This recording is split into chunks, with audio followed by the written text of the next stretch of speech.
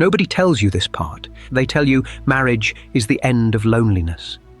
That finding the right person means finding a home inside another human being. That the isolation you felt as a single man, the empty apartment, the meals alone, the Sunday afternoons with nowhere to be, all of that disappears the moment you build a life with someone. Nobody tells you that some men end up more alone after the wedding than they ever were before it. Not because they married the wrong woman, not because the marriage failed in any visible way, but because there is a particular kind of loneliness that only exists inside a committed relationship. And it is heavier than anything you felt when you were actually by yourself. Because at least when you were single, you knew you were alone. The loneliness of marriage is different from the loneliness of being single, and most men can't explain why. Which makes it worse. When you're single and lonely, the math makes sense. You want connection. You don't have it. The solution, theoretically, is clear. But when you're married and lonely, nothing adds up. You have a partner, you have a home, you have someone who knows your history, your habits, your face in the morning. By every external measure, you should not feel alone. And yet you do. You sit across the dinner table from your wife and feel like you're eating with a stranger. You lie next to her at night and feel a distance that has nothing to do with inches. You watch her laugh at something on her phone and realize you don't know the last time she laughed at something you said. You are surrounded by the architecture of intimacy and completely starved of the real thing. That gap between the appearance of connection and the absence of it is what makes married loneliness so disorienting and so hard to talk about. Because who do you tell? Your friends are either single and wouldn't understand, or married themselves and pretending everything is fine. Your family would think you're ungrateful, and your wife, the one person you should be able to say this to, is the person you can't say it to at all. So you carry it, quietly, the way men carry most things. This isn't an accident.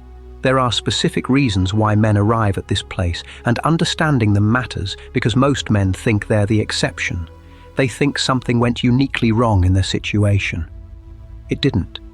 This pattern is far more common than anyone admits. The first reason is this: marriage, for many men, becomes the only relationship they invest in. When you're single, you build a life of connections out of necessity. Friends, routines, communities, activities that ground you in a sense of identity outside of another person. Then you get married, and slowly, quietly, those connections atrophy. The friendships that required maintenance get deprioritized. The hobbies that required time get cut. The version of yourself that existed independently of a relationship, that man, starts to recede. You poured everything into the marriage. And when the marriage stops nourishing you the way it once did, you look around and realize there's nothing else. You have a partner, and you have no life outside of her. That's not her fault. That's the slow result of a decade of choices that each seemed reasonable at the time. The second reason is the death of being truly known. When you were single and you met someone new, a friend, a woman you were interested in, a colleague you connected with, there was electricity in being discovered. Someone was learning you, asking questions, finding you interesting. Marriage, at its best, is supposed to be the deepest version of that. Someone who knows all of you and stays anyway. But what happens in many long-term marriages is the opposite. Familiarity doesn't deepen into knowing. It calcifies into assumption.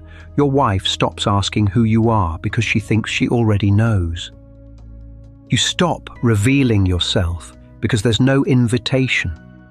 You become a known quantity, predictable, categorized, and there is a particular loneliness in being reduced to a category by the person who is supposed to know you best. The third reason is one men rarely acknowledge: the loneliness of being needed but not wanted. There is a version of marriage where a man is essential. He provides, he fixes, he shows up, but he is not desired. Not as a man, not as a person someone actively chooses, reaches for, is curious about. He is needed the way a furnace is needed. Valuable when it's cold, invisible when it's working.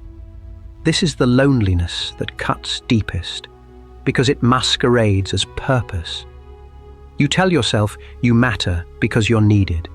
But somewhere underneath that, you know the difference between a woman who needs you and a woman who wants you. And the absence of the second, while the first is fully intact, hollows a man out in ways that are almost impossible to articulate. There is a fourth reason, and it is the one that takes the longest to see because it looks from the inside like maturity. It's the slow erosion of the man you were when she fell in love with you. Think about who you were early in the relationship. You had opinions you didn't soften. You had plans you didn't apologize for. You had a direction, even if it was rough, even if it was uncertain, and that direction was yours. You were someone she was trying to keep up with, not someone waiting to be told what the weekend looks like. Then something shifted, not dramatically. Gradually, accommodation by accommodation, you started checking in before making plans. You started editing yourself before speaking. You started measuring your needs against hers and finding every time that yours were the ones that could wait. You called it being a good partner. And some of it was, but some of it was something else, a slow surrender of the very qualities that created attraction in the first place. Here's what most men don't understand about how attraction works in long-term relationships. A woman does not fall in love with a man who needs her approval. She falls in love with a man who is so fully himself that her approval is incidental. When you became someone who reorganized himself around her preferences, when you became agreeable, frictionless, easy, you didn't become a better husband. You became less interesting, less present, less real. And the loneliness you feel now is partly the loneliness of a man who has been performing a role for so long that he's lost track of where the performance ends and he begins. That's not her doing. That is a slow, well-intentioned act of self-erasure, and the reason it matters in this conversation is this. You cannot be genuinely connected to another person when you have disappeared from yourself. Connection requires two people to be present. And if one of them has quietly vacated the building, even in the name of love, what remains is not intimacy. It is proximity. And proximity is its own kind of loneliness. Now here is what makes all of this worse. Men who feel this way almost universally believe there is something wrong with them for feeling it. They were taught, directly or indirectly, that a real man doesn't need emotional nourishment the way a woman does. That wanting to be known, desired, and genuinely connected is somehow soft. That the loneliness they feel is a sign of weakness, not a sign of a legitimate need going unmet. So they bury it. They stay busy. They work more, they drink more, they disappear into screens and sports and anything that creates enough noise to drown out the quiet ache of feeling unseen inside their own marriage. And here is the consequence of that burial. The loneliness doesn't go away. It compounds. Every year of not naming it is a year of distance that becomes harder to close. Every time you reach for your wife, not physically but emotionally, and find nothing there and say nothing about it, you are reinforcing the walls between you. Eventually those walls don't feel like walls anymore. They feel like the natural shape of the relationship. And then one day you realize you've stopped reaching altogether. That's the moment most men describe as the point of no return. Not the affairs, not the arguments, the moment they stopped trying. Not because they gave up on the marriage, but because they couldn't remember what they were reaching for anymore. I want to sit with that for a moment, because the cost of that silence is higher than most men calculate. When a man buries his loneliness long enough, it doesn't stay buried. It mutates. It becomes resentment, a low, steady irritation with his wife that he can't fully justify and can't explain. He snaps at small things. He withdraws without warning. He oscillates between wanting to be closer and pushing her away, and neither he nor she understands why. It becomes numbness, a gradual flattening of emotional response where he stops feeling the lows but also stops feeling the highs. The marriage becomes something he manages rather than something he inhabits. He's present in the logistical sense and absent in every way that matters, and in some men, it becomes a fantasy. Not necessarily of another woman, but of another life. A version of himself that is freer, more alive, less managed. He starts looking at men who are divorced and thinking, quietly, that they seem lighter. He starts doing the math on what it would cost to leave, not because he wants to destroy his family, but because the loneliness has become so total that almost any change feels like it would be relief. These are not signs of a man who has failed. They are the predictable consequences of a legitimate emotional need going unnamed and unaddressed for years. The problem was never the loneliness, the problem was the silence around it. I want to be precise about something, because this is where most conversations about marriage loneliness go wrong. This is not primarily a communication problem. It is not solved by a weekend retreat or a conversation about love languages. The loneliness many married men feel is a structural problem. It is the result of building a life where one relationship was supposed to meet every human need, and then discovering that no single relationship can do that. When you were single, your needs were distributed. Different people, different contexts, different versions of yourself showed up in different rooms. Marriage, as most men enter it, collapses all of that into one person, one context, one room.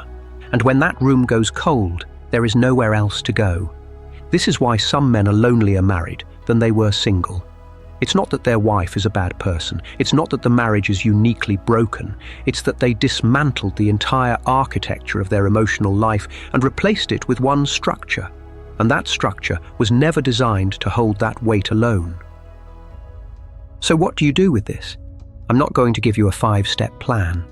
What I'll give you is the thing that actually has to come first. You have to name it, not to your wife, not yet, to yourself.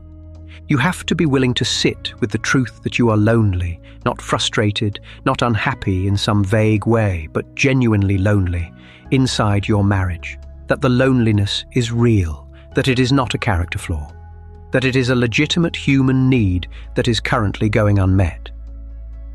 Most men skip this step. They go straight to solutions. Fix the marriage, fix the intimacy, fix her, without ever fully acknowledging the honest reality of where they are. The acknowledgement matters because it changes what you're solving for. If you're lonely because your entire emotional world collapsed into one relationship, the solution isn't to squeeze more out of that relationship. The solution is to rebuild a life that doesn't depend on one person to carry everything. That means friendships you actually invest in, pursuits that exist outside the marriage, a relationship with yourself, your own thoughts, your own direction, your own sense of what you want. That doesn't require her participation to be real. Here's the counterintuitive part. Men who rebuild that foundation, who stop needing the marriage to be everything, often find the marriage itself begins to breathe again. Not always, but often. Because a man who is full on his own is a different presence in a relationship than a man who is starving. And a woman responds differently to a man who chose her than to a man who needs her. The loneliness you're feeling isn't the end of the story, but pretending it isn't there guarantees that it will be. You were never supposed to get rid of yourself to be a good husband. Getting yourself back is where this starts. One question for the men watching: when you imagine the life you actually want, not the marriage, not the family, not the responsibilities, do you even know what that looks like anymore? Drop it in the comments. I read everyone. Alpha Lens Mindset here. Thank you for watching. Stay sharp.